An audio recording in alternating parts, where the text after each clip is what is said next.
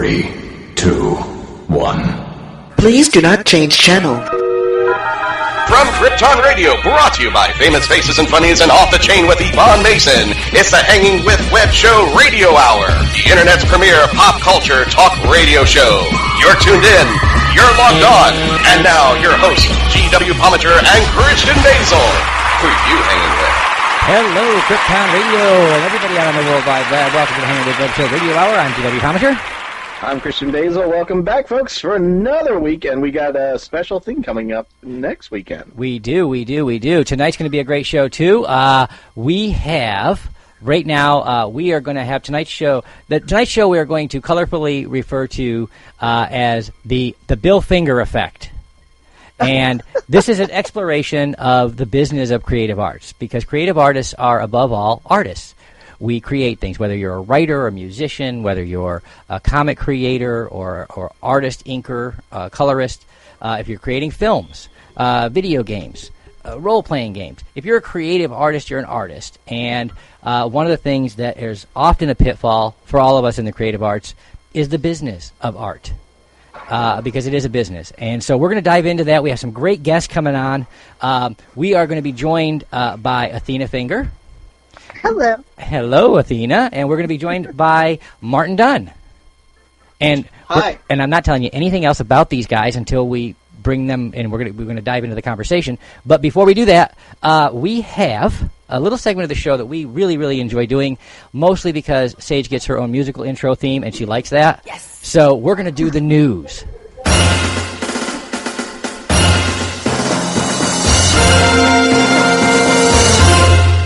Sounds so official. It does. It sounds fantastic. so official. It does. It almost sounds like we're pros. We are. Not quite, but Yes. almost. Well, I have a couple of things to let you know. For one, today is National Hot Fudge Sundae Day. I'm in favor of this holiday. I am too. I think it's fantastic. It's also Shark Week. It's Shark Week. It's Shark Week, and you can watch the first five movies of Sharknado on Netflix. Because it's Shark Week. It's Shark Week.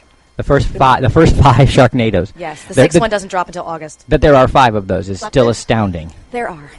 There are 5 of them. I'm hoping it's something more original than Air Jaws 1, Air Jaws 2, Air Jaws the Beginning, Air Jaws the Revenge. I meant something a little more, original. Have we had Air Jaws in 3D yet? Oh, that's silly. Yeah, because Sharknado, not silly at all. Whatever. What else is going on in the world? Well, fun comic news is in Mr. and Mrs. X comic that's dropping this week. Mm-hmm. Rogue and Gambit finally get married. In case you're an X-Man fan. Rogue and Gambit. Yes. Outstanding. Been a long time. Long time. They're due. Yes, it's going to be a very fun, silly comic. Everybody enjoy it. Okay. So the not so. The wedding comics are always they're like dire. If I was in a comic book, I would never want to get married because usually bad guys are going to attack on that day. Well, this is going to be Like, more it's like farcical. It's more farcical. It's the Red Wedding. So yeah, it always. If you're in a comic books or even in a novel or someplace like that, when you get married, it's like I think creative artists have a real problem with the subject of marriage because, isn't that like the first big no-no? Is that you're not supposed to have a partner for like the bad guys to prey upon? Yeah. I mean, isn't that why we have like secret identities and stuff? So that Yeah. So you see, but no, okay. So Gambit and Rogue. Yep. All right. Some not so. Happy news. Not so happy news. It is news. Is the passing of John Schnepp. Yes. Yes, that is. It was tragic to hear that news. For everybody out there in Radio Land, if you're not familiar with John Schnepp, where have you been? No, John is a filmmaker and an artist, and he did podcasting, great pop culture podcasts for Collider and others. And we got to know John just a month ago, like literally a month ago. We sat John in the chair at MegaCon, and our great Allie Murray interviewed him, and then we got to chat and hang out. And what an amazing, energetic, fantastic guy. And then to hear all of a sudden of his passing it really, truly was tragic. So,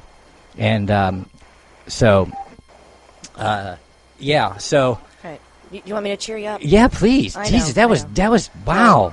But we do want to say, before you move on, we do want to say from the Hanging with Web show, from all of us here, Christian, myself, Dina, Sage, Allie, Harry, Stephen, everybody behind the scenes at the Hanging with Bub show, we send our deepest condolences and our heartfelt thoughts and prayers out to the family of John Schnepp. He was an amazing creator, an amazing man. He'll never be forgotten. And we will miss him, and we just got to know him. So I know that you're all going to miss him, too, and our prayers are with you. And if I'm not mistaken, Garrett, if you go to his Facebook site, or either his personal or his business site on Facebook, there is a place where you can donate to his family to help offset the cost of his hospital bill. Yes, there's a GoFundMe out there. Please give to that. Please give to that. Saying goodbye to a relative and someone who means that much to you is very, very hard to do. It's even harder when there are mounting medical costs associated with it. So please do what you can to help out if you can out there, folks. Go on over and check out those social media sites. Check out John's work. The real tribute to an artist is when people appreciate the art well past our brief time on this road. So please check out the art, check out the fantastic creations of John Schnepp, and again, donate if you can. Please cheer me up. That was really, what are you doing? Okay, are you ready? You're so fired. I have one word to cheer you up. Okay. Shazam! All right, that cheers me up. It does. Actually, it does. It cheers me up because watching the teaser from San Diego Comic-Con this weekend with the great Zachary Levi, who is top of his form for his comedic timing and everything, and jacked, man. I was going to say, his form. Did you see him? Yeah. He's good. Yeah. Wow. Well, I am literally jealous of an actor on TV now because, wow, that was like a really weird sound. Shazam! Yeah. Well, and he did a great job. He worked out. He got into shape. Plus, the padding in the suit doesn't help. Doesn't hurt, rather. And his comedic timing is fantastic. This really is a superhero movie meets Big. Everybody remember Tom Hanks' Big back in the day. Loved it. And it was fantastic. The teaser was great. I hope there's more great stuff to come. Speaking of teasers, there were a lot of teasers at San Diego Comic-Con. Oh, Godzilla! Yes, Godzilla. Amazing. King of the Monsters. King of the Monsters. Yeah. What's great, this is the third attempt at a U.S., kind of Hollywood shot at Godzilla. It's the third time. This is the first time I've seen a teaser that looks like a Godzilla movie. It's the first. Say, if it's the third time, it's probably somebody's way of saying, maybe we should keep it somewhere else. Hey, look, third time's the charm. Hopefully. Well, but this is the first teaser that I've seen for a Godzilla movie that this actually looks like a Godzilla movie. It doesn't look. I liked the other Godzilla movie. I did. I liked both of the other Godzilla movies personally, and for different reasons. But they didn't feel like Godzilla from that classic Godzilla mold. But they were good movies in their own right. The Matthew Broderick movie it's a good movie. Yeah, but it wasn't a Godzilla movie. But it wasn't a Godzilla movie. Martin's right. It was a Tyrannosaurus Rex movie. Sort of. It was like a monster movie. It was a monster movie. It wasn't a Godzilla movie. The last Godzilla attempt was closer to the mark. But when I saw the teaser for this one, it's got all of those classic hallmarks of a Japanese Godzilla movie with the Hollywood bang pulled into it. You got 11 versus a giant lizard. It works. Yeah, exactly. And I mean, so I think, first of all, any time Millie Bobby Brown is on screen these days, it's going to be gold. She's my cast pick. So my book, Joshua Black, she's the cast pick for Jessica for me. Oh, but see, and Sweet. that's awesome. That is awesome. If I were able to get like a movie made of that series, while she's still her age anyway, she'd play his little sister. That's awesome. And, and Millie Bobby Brown, fantastic actress, fantastic young person. We've actually got to travel around in the concert. I know all of us that do, where she's been at. Very grounded young lady. And I hope it stays that way. I hope she continues to hone her craft and get better and better at it. But she is box office gold, and here's to hoping we did the U.S. version of Godzilla, and here's to hoping that we finally hit the mark. Yes. And because I do it, it felt good to be Aquaman. Ooh. Aquaman. Now, Aquaman. I am not. have not been. While I enjoy the movies, I have not been an enthusiastic fan of the DC cinematic universe. It's not. It hasn't been. What I think it is it's not consistent enough for me. They tried to just piggyback off of Man of Steel, and they didn't really give. I get that we don't need another Batman solo film to kick him off. But, yeah. They really should have done everyone else before they did Dawn of Justice. Yeah, I think so. I think you're right. I think it was really. It's about the organizing of it at the top, and I know that they were without a central organizing figure for a long time. They just now added that component, so we have hope that they can work in a universe. Well, going back to what you were saying about Captain Marvel, Shazam, and everything. Like, I'm pumped for that for a multitude of reasons. It has nothing to do with even that character in a way, but obviously my love of Miracle Man comes into play. Awesome. I hope that movie kills. I hope that, and not just because of like as from the art standpoint of like being able to see all those people work on that film and put their heart into it, like succeed, but on another personal, like selfish level as a Miracle Man fan, I'm hoping it kicks Marvel in the ass and goes, well, we own Miracle Man, let's do something. Yeah, you see, I think that's it. I think this is for years and years, one of the things that I think kept the larger comic industry alive and kicking was a healthy competition between the two biggest guys on the block. And that healthy competition to create more, to do more, and then, of course, when the comic industry as a whole was on its downturn and those properties started getting doled out to different places, and then, in the last decade, we've seen Marvel has controlled the cinema. And I think a healthy competition is good because it will spur them to create, not to create, but to put out there new and beloved characters that aren't out there for the masses yet. Because there's a lot of characters. For me, my point with the Miracle Man thing is Miracle Man has sat dormant for about 30 years. When Alan Moore brought him back out of retirement back in Eclipse Comics in the 80s, they did that run. It was brilliant, and then Neil Gaiman took over, and then Eclipse folded on the 24th issue, so Gaiman never got to finish his run. So when Marvel got the character, and there was all that Todd McFarlane and the Gaiman lawsuit stuff in the 90s and stuff over it, but when Marvel got the rights, and they spent a lot of money, it was like $4 million for those rights. They were supposed to re-release everything, and they released everything up until that last arc Gaiman did, and they were announcing that Gaiman and Buckingham were going to come back and finish that arc. And then it just went stagnant for over a year, and in San Diego they just announced they're going to finally, I guess, finish it, thank God, because as a Miracle Man since I was a kid, I've been a fan of that series since I was a kid. I kind of want to know how it ends. It'd be awesome, But the other factor for me is obviously a completely selfish factor. Our band name, the Komodo Bombs, is based on Miracle Man because while Captain Marvel says Shazam, Miracle Man says Komodo. Well, there you go. Well, and here we go. That leads us right into where we're at because one of the things that Martin is talking about are the idea of rights and how they've transferred and how they've been bought and sold back from these companies and how they've been used. Rights to various universes, to specific heroes, etc. That is all part of tonight's topic, which is the business of the creative arts. As we said before, we have Athena Finger on the line. Many of you out there in pop culture land know of Bill Finger, the creator of Batman. And there's a great documentary film out about Bill Finger and his work. And his quest for recognition, and really the quest of the comic community to have Bill Finger recognized for the hard work that he did, Amen. and not got credit for in his time. And also on the line we have Martin Dunn, who is the creator of the Overwatch universe, which is hugely popular now among video gamers and comic enthusiasts. But the original creation, the original universe for Overwatch was created by Martin. And so Martin's been through it. Martin knows about rights. And well, real quick, speaking of that, and credit due Javier Lugo. And Javier Lugo, another great Hanging with Web Show alumni. It was great to see you guys engage in this week's episode featuring Javier. That was fantastic to see online. And so these are some creative people here, and Athena has run the gamut here in the creative arts, working to see Bill Finger recognized and working with the fans, and is out there on our creative Comic-Con circuit in her own right. So Athena, welcome.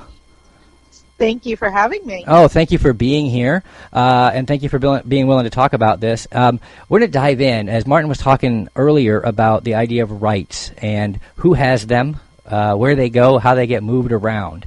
But when you're talking about the creators and the artists responsible for some of the great characters and their universes, Bill Finger often gets kind of forgotten about, other than by the real diehard fans. And I'm going to have to interrupt you on that one. That trend is definitely changing. Yes. With the documentary out on Hulu, Batman and Bill, there is not just comic fans who are being educated on how these wonderful creators in general have all of their creations stripped from them, and how it is a real fight to get their name attached to their creation. So there is definitely a trend of change with all of this. That's which great. I'm hoping is going to continue on that path, because there's still so many creators out there, not just in the comic industry, in a lot of different creative avenues. Oh, yeah. They have their creations taken from them, preyed upon, victimized, the whole gambit. Yeah, and it is. The more people talk about it, making people aware of the true stories of what's happening behind the scenes, the next creator will be a little more cautious and be able to make sure that their name is attached to whatever it is that they've created. Yeah, and that's what we want to do tonight. We want to give some tips and tricks and some things to look out for. A large part of our audience are our creators, the people who we've interviewed, the people we talked to, people who come back for more of the show. And we want to let them know. Everybody's waiting for the big comic book company to call, the big film company to call, the big publisher to call and say, hey, we want to take your property to the next level. But when that happens, what do you look for? And how do you make sure that your name and your work and your input and your creative things, get carried on with your property? Martin, you have a similar but opposite experience. Your name is attached to properties that you don't know a lot about. Yeah, well, it's not anymore, apparently. I found that out recently. Oh, okay. The series they just put out, they don't have me on there at all. Me or Javier have been cut out. It's an interesting thing. We're definitely not in the same wheelhouse as Bill Finger was. We were talking before we went on the air, you and I, about the thing, and it's funny, Athena, I found out about the thing with Bill Finger in the 90s, which blew my mind that it took up to the documentary. I was a teenager, used to read Wizard magazine, and they had an article called, and I'm not even trying to be funny, this was called Don't Get Fingered. Okay. And the whole concept was what we're talking about right now. And I remember being I want to say I was 14 or 15, and I remember from that point on, I made sure no matter what, if Batman was brought up, I'm like, well, he didn't create that alone. There was this other guy that no one ever talks about. And I remember when I saw the documentaries coming out, I was just really happy because I've for years, even at panels as a comic creator myself, I've stood up and been like, well, don't forget about Bill Finger, don't forget about Jack Kirby, don't forget about Steve Ditko, don't forget about, all these other guys that you never see their name in the byline. You always just see that one person's name. Right. And for me, with the reason I don't think we fit in that category is we created something and Blizzard created something, and we happen to share quite a few similarities. I'm not accusing them of stealing, but we just had a lot of similarities, including our name. And they contacted us originally to discuss what can be done about that. And what I always tell creators all the time now is this. The moment that something like that happens, the smart move is actually not to do what we did, which was communicate and try to work it out and maybe try to make a good deal for a couple upcoming artists and creators at the time with me and Javier. We actually hadn't had our big break yet. So for us, we were like, oh, this could be it. This could be the moment. So let's negotiate. Let's work this out. And instead, I should have lawyered up immediately and told them to talk to our lawyer. But we spent a good few months just talking to them before we finally realized we had to get a lawyer. And it was because they wanted things that we did not agree with. And in the end result, because I feel that we did not lawyer up it quickly enough, I do feel like we contributed to our loss, if you will. I wasn't allowed to say for a while there what I felt about it. I personally feel it was bullcrap. They released a press release, and it had quotes from me and Javier that we actually, I don't remember or recall saying those quotes. So it's interesting, how much they just sort of took the ball and ran. And yeah, there was a payout, and yeah, there was a deal made, and yeah, we signed the rights over. But I personally don't feel like we were given a fair shake compared to what they made, what they did with our properties, and then to literally cut us out of the entire creative process. They're a video game company, so... Yeah, but that's the nature of the beast. If someone sees that you have something they can make a shitload of money on, they're going to take advantage of you 100%. Oh, and people who are creative are usually the best victims because they're so consumed with creating that they're not really concerned with the other parts that goes along with creating something. It's true, because this is what made me, like, Garrett, you met me after the fact, right? Yes, sir. Yes, sir. All the stuff I know now about creative rights and being this advocate, I didn't know then. I was just another creator. So I was like, I learned so much from what happened with Blizzard. And the one thing that I always tell everyone is to do your research on these situations. Don't jump at that first $sign they show you. You know, don't do that. The biggest thing that offends me with the Overwatch thing, and this is the truth, we are comic creators. They took our comic book property and made billions of dollars out of our brand. And that's fine. What bothered me the most was when it came time to release a comic book series based on this, they didn't even call me in hobby. They just did their own thing. We weren't even a consideration. So when I contacted them, they blew us off. I thought that was did you terminate your rights? I mean, that's the thing, is that when you went into a deal with them, was there a clause about termination? Because once you terminate your rights, that's it. Yeah, I know we signed over our ownership of our copyrights to them. Okay. With a caveat of then they're not obligated to do anything. Then. No. And I don't think, and this what my problem is not a legal problem. I'm stating this from a creative standpoint. To me, it's just a moral thing, like an ethical thing. Okay, but see, that's the problem. I have to stop you there because we are talking about corporations and companies. Oh, yeah. We're not talking about individual people. Companies do not have morals. No, you guys are great. Not have a moral you guys compass, are great. They have to have one. No, in fact, they don't want to have any morals so that they can get away with, ripping people off. This is the core. People need to be very aware of that when they go to have negotiations with companies. And this is the core of the conversation. And it was one of the things that excited us tonight about having you guys on the show to share these stories, is because I think that's one of the lessons that are out there, and I think that's what Martin was speaking to, and just what Athena just spoke to, and that is that it's important to remember that when we put our pencils or our keyboards or our creative mediums down, from that point on, there's a business involved, and these huge corporations and the people who can help you get to the next level in your career and those things, they have blinders on. It's about what they can do and what they can make and how they can take your art and create a revenue stream from it. Often, as Martin pointed out, often at the expense of the creative artist.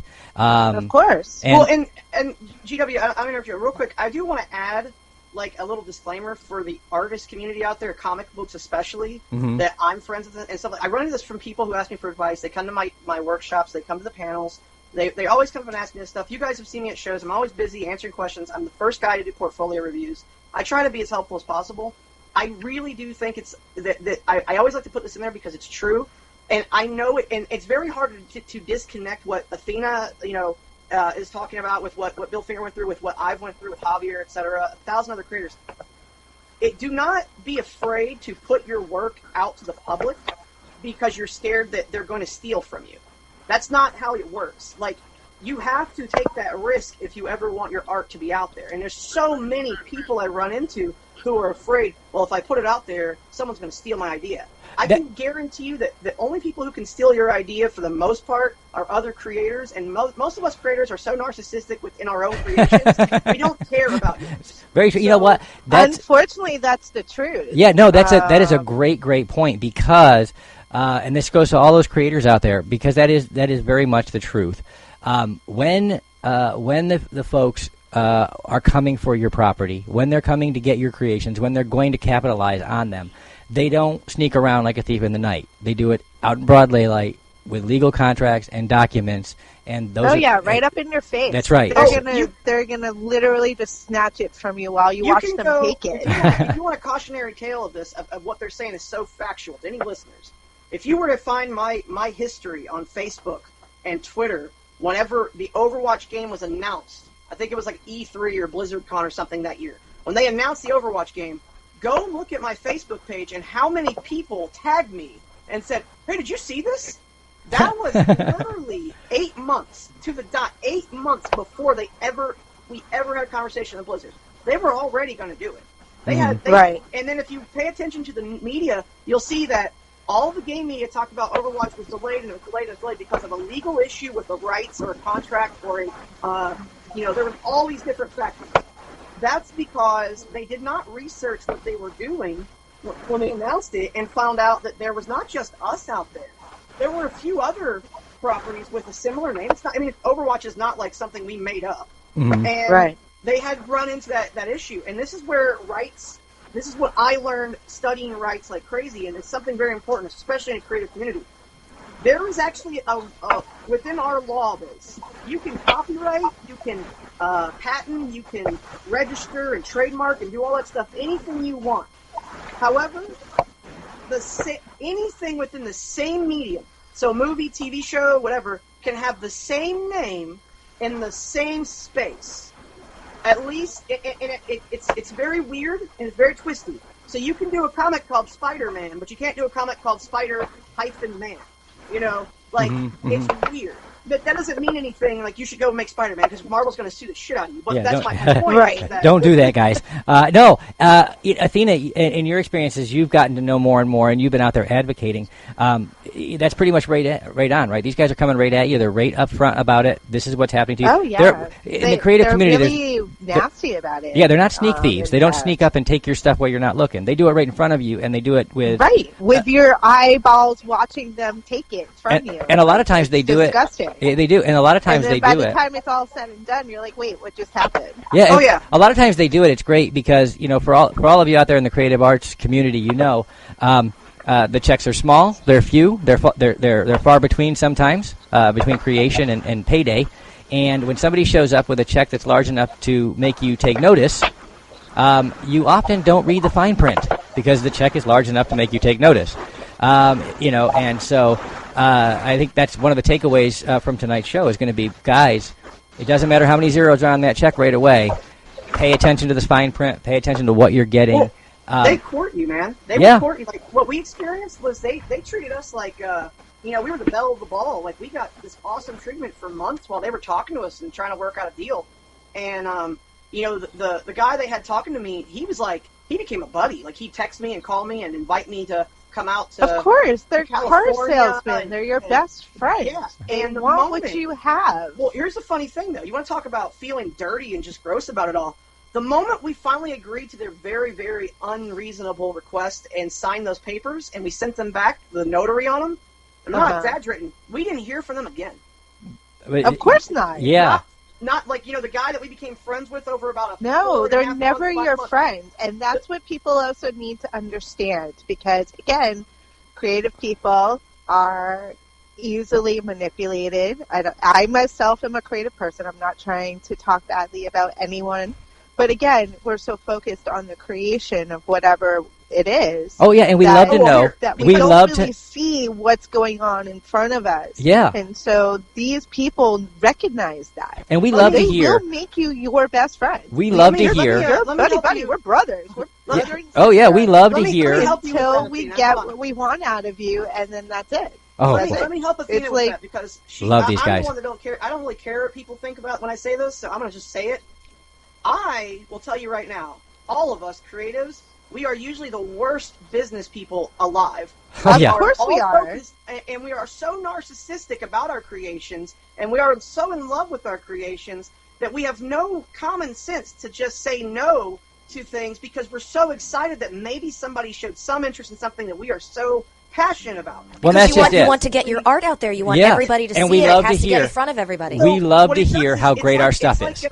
I always attribute this particular thing, like what Athena was just saying, that right there to me, I always attribute to being in love in high school.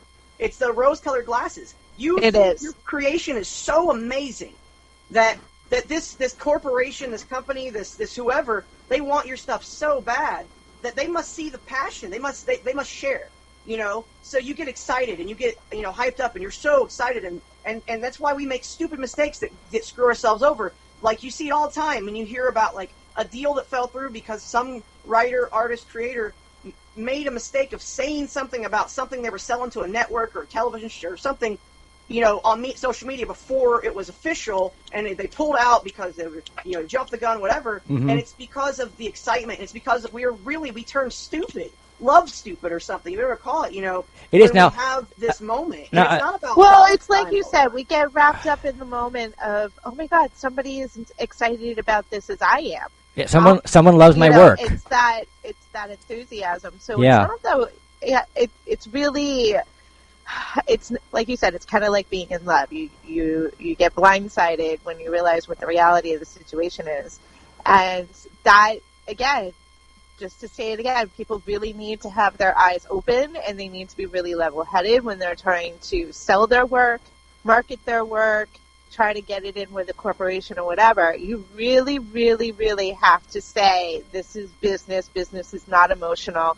You have to be level-headed. You have to be, if you need help, get help. All right, guys. We have got to take. Another thing that creative people are afraid to we have got to take a little break. The help that they need. We've got to take a little break here, guys, so that we can pay the bills too. So we're gonna take a short couple minutes break here, and when we come back, I'm gonna throw this question out for our panelists to think about during the thing. How do we avoid the starstruck? How do we, when we get that call, when we're called up from the minor leagues to the big leagues, and we got starstruck in our eyes, and we have that love blindness, what are some steps that we can take to be a little bit smarter and a little bit more business-oriented when we're dealing with these kinds of things? And when we come back from the break, we're going to hear from our panelists on that. This has been a great conversation, and so here we go to our partners and friends. Remember, stay tuned in, stay logged on, and see who we're hanging with next. From author Julie Morgan comes this epic erotic fantasy, The Concubine and Her Vampires. Olivia Martin's sole purpose as a blood demon was to be little more than a blood bag to a vampire master. Then came Jared and his 4 brothers. Now at the center of her own vampire harem, need, lust, and blood drive Olivia further into a life she never considered possible. The Concubine and Her Vampires by Julie Morgan is available now on Amazon.com. Famous Faces and Funnies in Melbourne, Florida is leading the way in pop culture fun. From comic books and graphic novels to Funko Pops and collector's items, Famous Faces and Funnies has it all. Rick Shea and the professional team at Famous Faces and Funnies are friendly and knowledgeable. Whether you're looking for toys, props, collector treasures, or a new comic book, Famous Faces and Funnies is your one-stop shop. To find Famous Faces and Funnies on Facebook and Twitter, just type at FFF Comics. Channeling the Mothership is an exciting journey into the higher mysteries. Certified psychic medium and clairvoyant Jerry McDaniel's readings, writings, and messages have been received by thousands of people in more than 45 countries. These messages have been obtained by channeling his higher self. How does he do it? Is it a blessing or a curse? And what lay beyond the reach of your 5 senses? These mysteries and so much more are examined in this explosive book, Channeling the Mothership. Explore the mysteries of the spiritual and the metaphysical. Channeling the Mothership by author Jerry McDaniel. Available on Amazon.com today. Hi, I'm Cosplay Michael with the Hanging with Web Show, and you're listening to Krypton Radio. And remember, cosplay's for everyone. All right, welcome back, World Wide Web. Welcome back, Krypton Radio. This is the Hanging with Web Show Radio Hour. I'm GW Pomichter. I'm Christian Basel. And we don't get to talk a lot this hour, which has been a lot of fun because we've got to learn a lot. We have got to learn a lot. We are on the line with our very special guests, Athena Finger and Martin Dunn. Hello. And how much passion Athena and Martin have for what they have. And I think the next question is coming out the break after what Garrett said is I guess I would like to expound on it a little bit. What kind of advice would you give to people who are artists who want to make it big? What kind of thing would you want to tell them to, like the first 3 steps that they should do to protect their art so that if somebody big does come in, they know how to protect themselves? I think that the first thing you should do is get someone, a friend, or even a professional to agent for you, basically.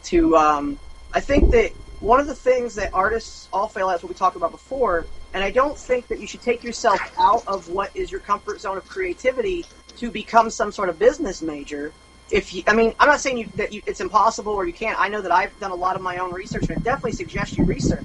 But even as much as I do, I still have, people that I run stuff by, because you can still get love blinded no matter how much you expect it. You can still get too excited in something and just get lost in it. You need a third party. You need someone who's not in that box with you that can say, look, you need to slow down and read this paperwork, or let me read it and I'll tell you what they're saying. You need to find someone like that.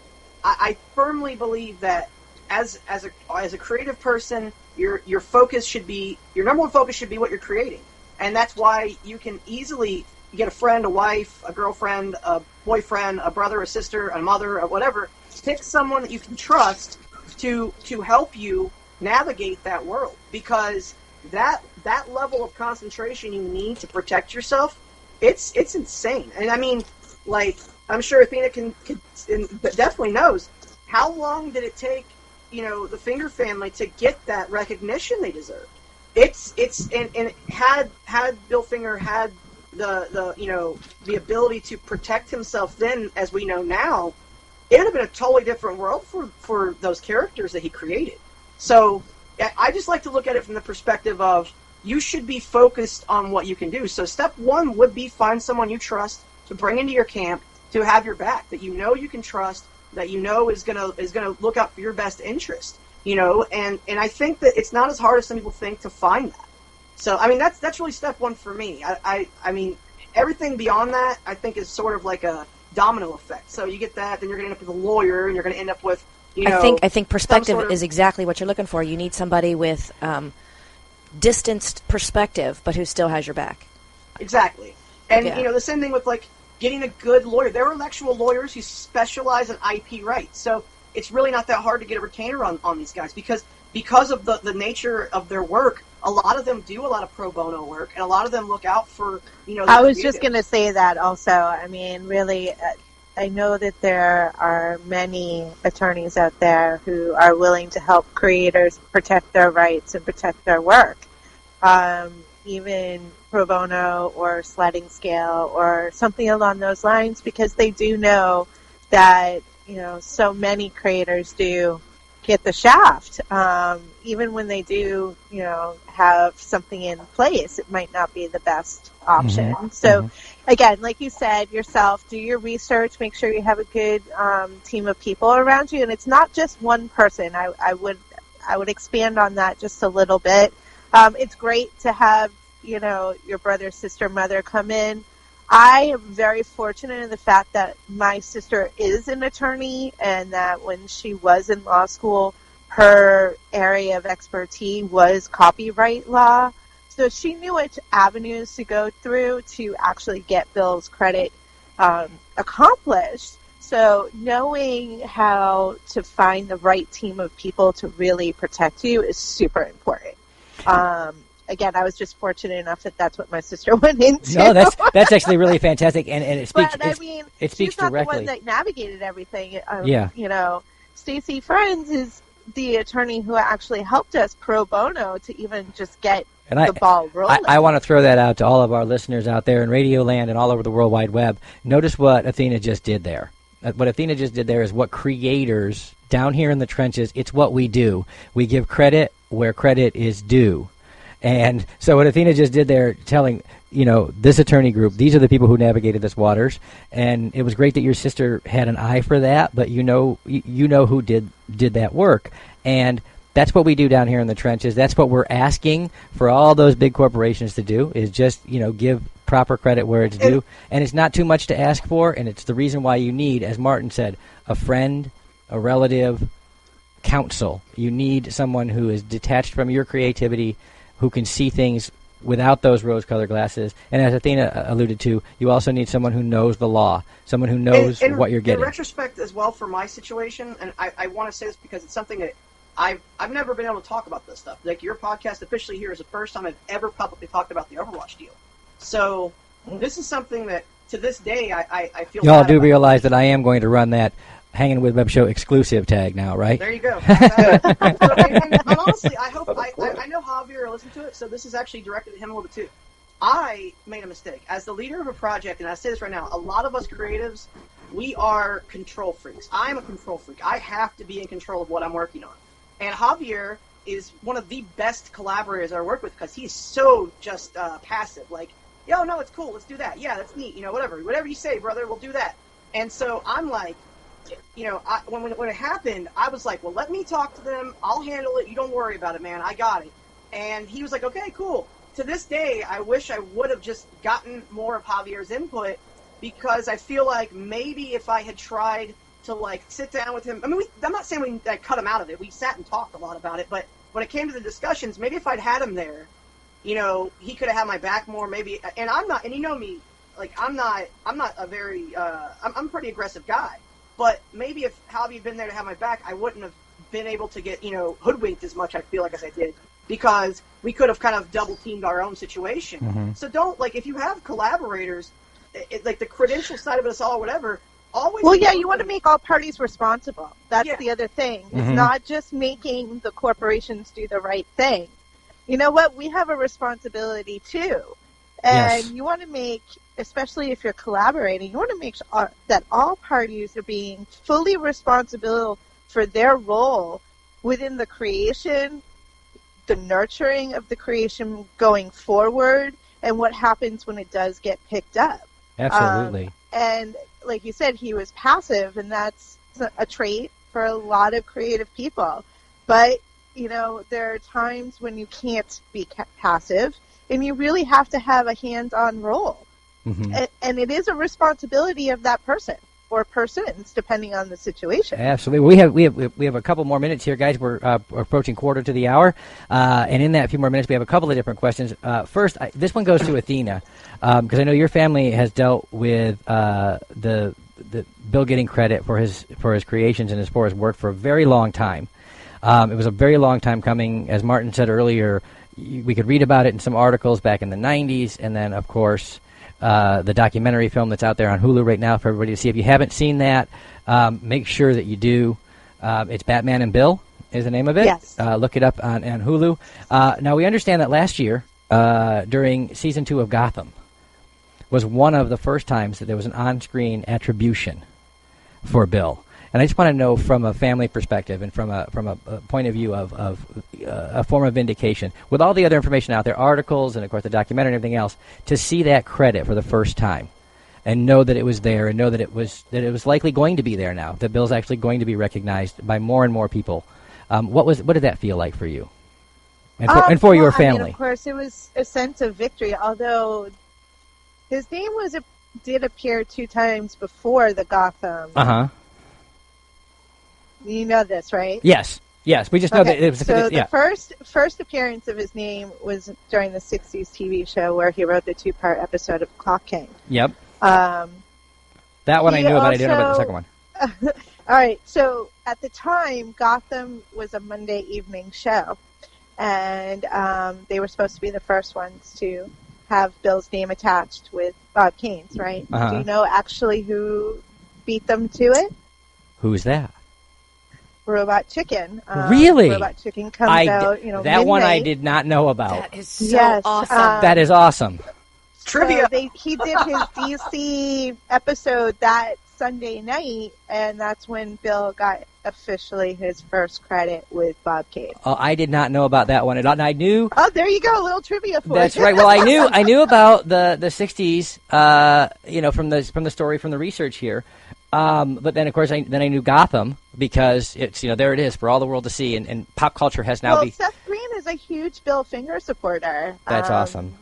I was actually pretty floored when I learned that he beat Gotham to it, and I was like, that's even more fitting, because it is. I mean, he's such a comic fan and a Bill Finger fan. I was very touched. It's by creators that. for creators. It's creators for creators. It is. And I wanted to say to Athena, I've been preaching the gospel of Bill Finger since I was obviously like 14 or 15, and Well, bless you for doing that. And I probably looked like the weirdest man in the theater when they showed his name up on the thing for the Justice League movie. Okay. My wife can tell you, I was like, woo! And everyone's like, what the? And we in this tiny little theater in this middle of nowhere, and they're like, what the hell? We talk a lot about this on the show. As what was once comic and subculture has become pop culture in the last decade and a half. Yeah. There is still a way to spot the geeks. You can still spot us. You can. Name appears on the screen. That's right. You can spot us because even if there's no post credit scene, we're still in the theater. We're still looking at the credits. we're still watching to see that our favorite comic creators, artists, we want to make sure that these guys are, we want to see their names up on the big screen. Of course. So when everybody else that was a leaves, huge thing for me about getting this resolved. I knew the fans wanted it, and they've been wanting it for a very long time. And so it wasn't just for the Finger family or even just for Bill.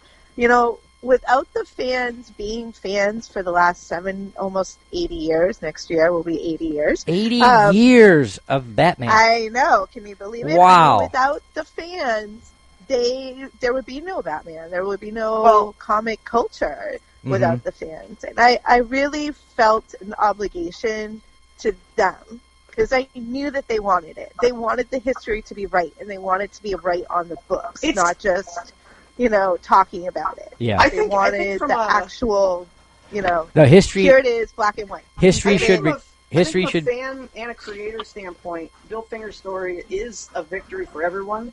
I think it's funny, like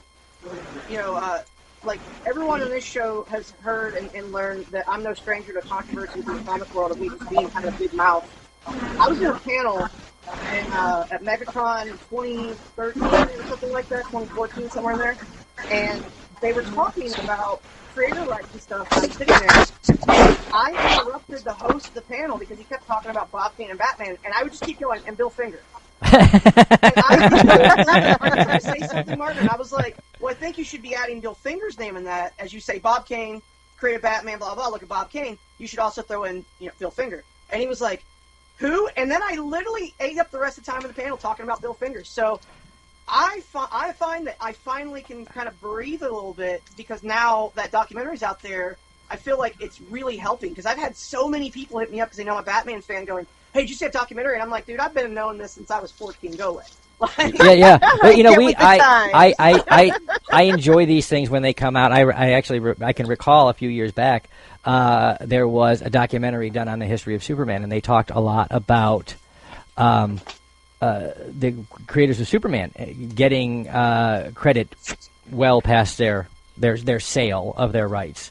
Right. And so I love it when these stories, because I really do believe in the arts in particular, because creative artists, as Athena said earlier, because I'm much happier when I'm behind my keyboard typing words. That's my thing. That's where I'm joyous. Right, that's your happy place. It's my happy place. And so I'm much happier doing that than I would be arguing with a publishing house or an agent about the work. And so, but it's important that if we're going to pass down our history as creators, as artists, as storytellers, because that's what the human animal is at its core, since those early days around the fire to movies and comic books and top properties, we are creators of stories. And if we're going to pass that history on, it's important that history be complete and that we don't forget Bill Finger and we don't forget Gary Siegel and Jill Schuster and we don't forget we don't forget Martin Dunn. We don't forget any of our creative influences, because these are the people who have made us better creators and better storytellers over the years. And so it's a victory for everybody that the information is out there now about Bill and that there's being recognition. But you know what, everybody out there on Krypton Radio, everybody on the World Wide Web, do you know how you get fantastic creative artists to come in and sit down with you and talk about their darkest hour? You promise them that they can tell you what they're doing now. So we're going to start with Athena. Athena, what are you up to, and what's coming down the pike for you? What are you into these days? Oh my goodness, I am super busy. This weekend I will be in Raleigh, North Carolina for SuperCon. Awesome. The following weekend I will be in Tampa Bay for Comic-Con. And then I will be doing an event in Orlando at the Science Center on the 18th of August. Well, let's talk a little bit about what you do, too. Tell them out there in the World Wide Web radio land what your creative art form is. Well, lately I have been getting back into my creative roots myself. I'm a painter. I paint with acrylic paints. I paint on canvas, and I have been doing renditions of comic art lately, along with my own original pieces, and been, pushing my own career with that. Awesome. But I also, at the conventions, when I have opportunities to, I sit down and watch the documentary, or I'll sit down and do a Q&A about Bill and Batman. I'd like to do more about the creative side with people and talk more about the issues that come along with that. something that I'm trying to get together myself is some kind of resource for artists and writers where they can go get information and get the assistance that they need to go over a contract, go over a business proposal, whatever kind of assistance that they need. That is fantastic. That's awesome. One other quick thing that I'm working on that the fans would love to hear about. We're currently in the process of doing the application to get Bill a star on Hollywood Boulevard in LA. So we're going to bring the fans in for that, and we're going to do a GoFundMe for that so the fans can participate in raising the funds for that. And there'll be all kinds of goodies for people who participate in that event. We haven't set it up yet, but keep your eyes open for it. Please keep us. Pretty much everything that I'm doing. That's awesome. Well, please keep us in the loop and make sure we get those links from you as soon as you have them, and we'll share them with the world. Awesome. That is fantastic. And it is so great to hear you say that you stay involved in helping other creators to navigate this very, very tricky creative road that we're all on. And I do wish you the very best of luck with that. And we can't wait to see. We're going to see you at Tampa Bay Comic-Con, I think. Yay! That's going to be exciting. Yeah. So we can't wait to see you there. We're going to be there. And we have about 6 minutes left, so we're gonna go on over to Martin Dunn, who is. Again, we've talked a lot about Overwatch, but Martin is just a creative guy. He leads Punkhouse Press, his own independent comic company, and he also leads the great. If you guys haven't heard it's a comic-inspired punk rock band, the Come Out of Bombs. So, in addition to many other things, so Martin, please, what in the hell are you up to lately? Well, so Punkhouse Press for the past year, we evolved more. We're doing comics, and now we're actually releasing records for other bands.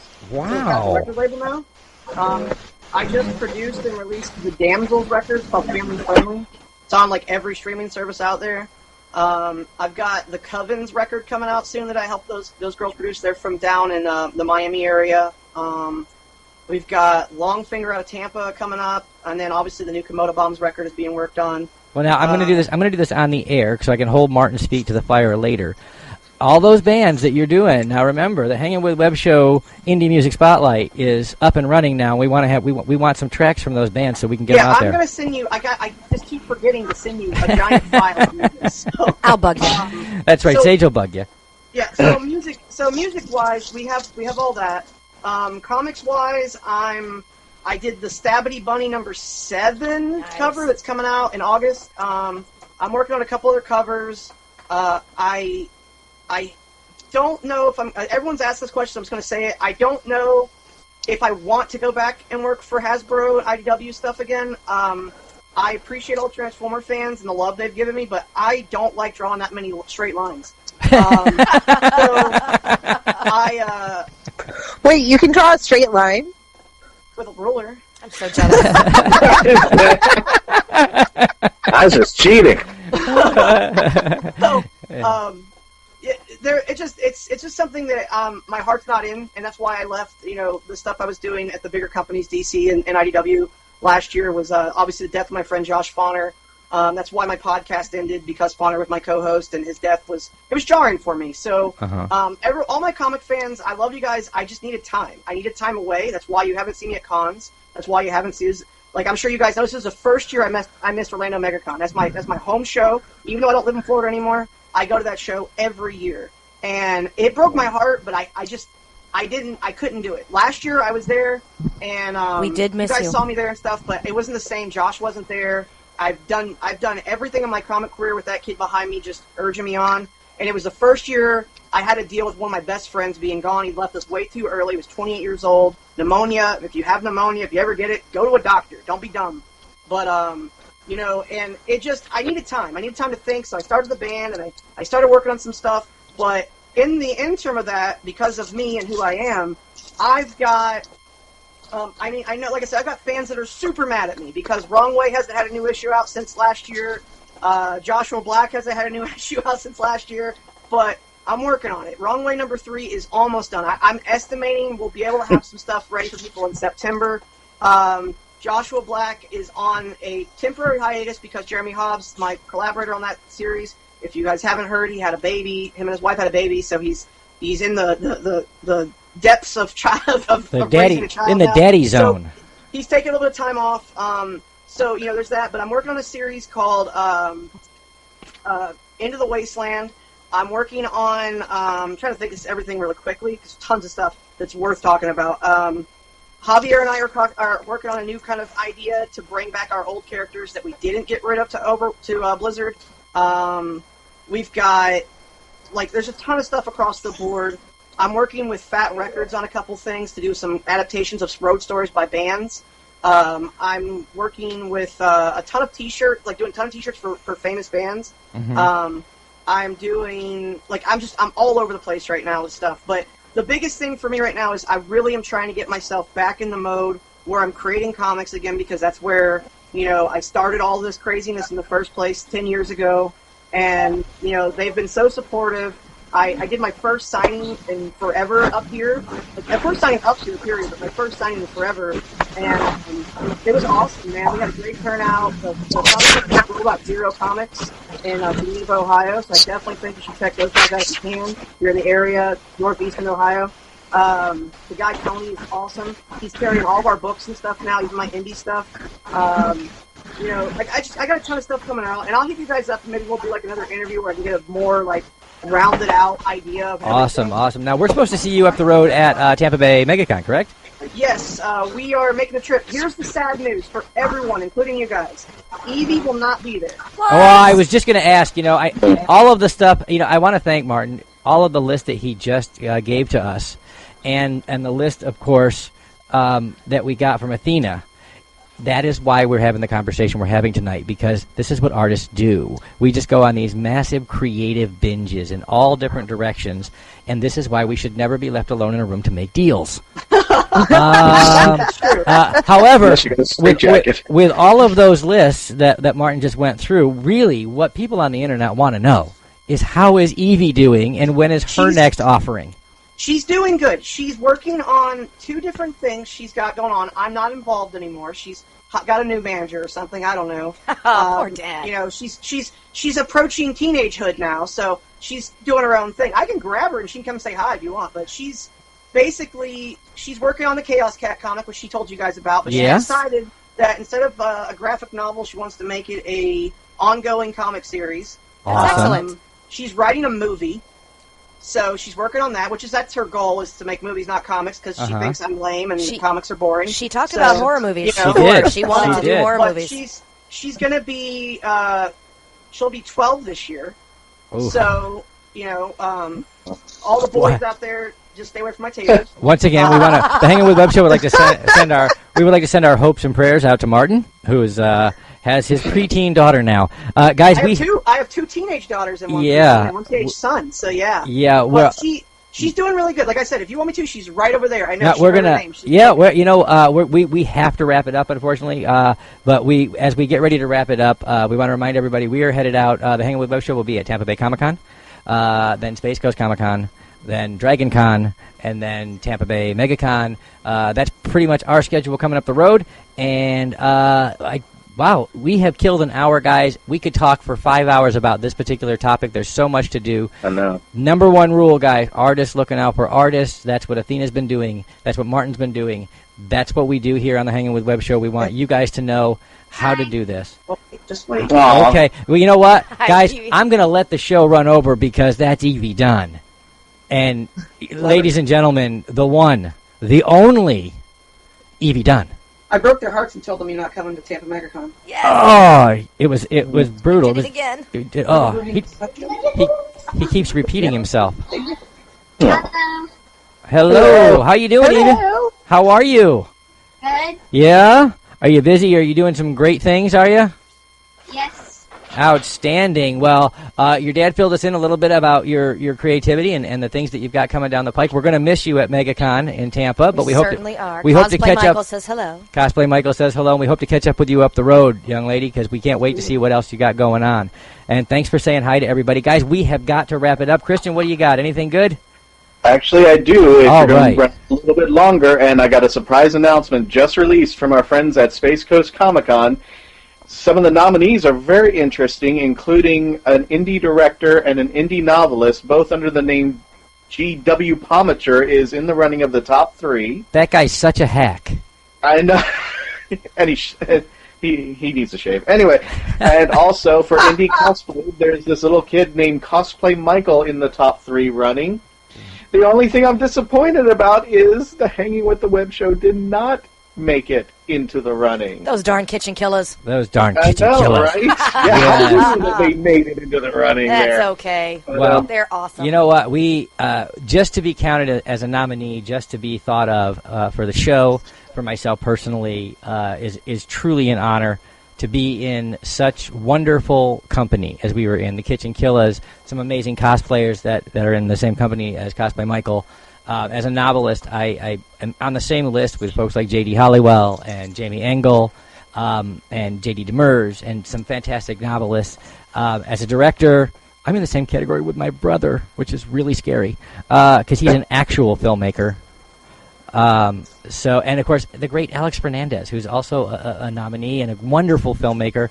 These guys are real filmmakers, man. I mean, I just point a camera and talk to you guys. So that's not true. I point the camera. That's true. She points the camera. Wow. Outed on the air. I know, right? It's just... well, behind every great guy, there's a better woman. Around here, there's always two. Qualified. Around here, there's behind every not-so-great guy, there are two fantastic, hardworking, and amazing women.